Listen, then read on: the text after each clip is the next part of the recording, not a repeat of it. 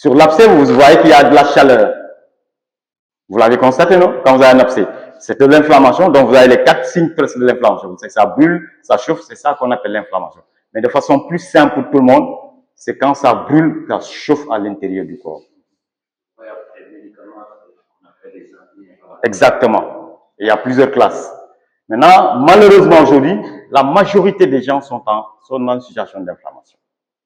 Quand vous êtes en surpoids, vous êtes en inflammation. Quand vous êtes en obésité, vous êtes forcément en inflammation. Parce que ce sont ces toxines qui sont vraiment la cause de l'inflammation. Et aujourd'hui, il est certifié que presque toutes les maladies, même le cancer, c'est l'inflammation.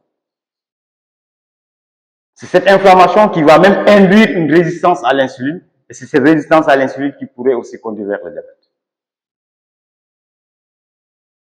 Et ce déséquilibre aujourd'hui du microbiote est aussi la cause de beaucoup de maladies auto-immunes.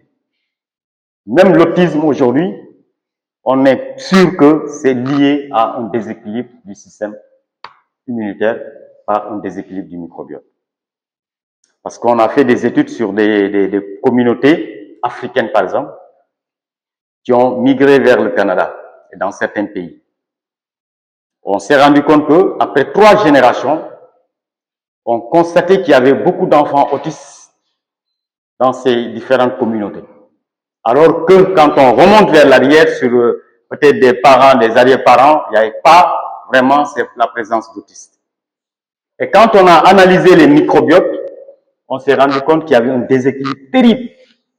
Que des bactéries qui sont présentes chez les parents, les arrière-parents, ne sont plus là chez la 3e ou bien la 4e génération.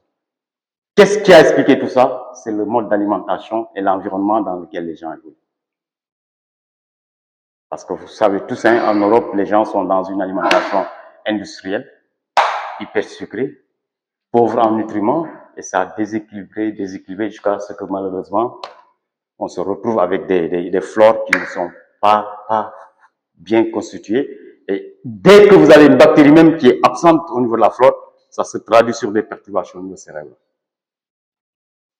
Maintenant, le lien que je voudrais que chacun comprenne par rapport à l'alimentation, c'est que on s'est rendu compte que on a pu améliorer l'état clinique de ces patients par un changement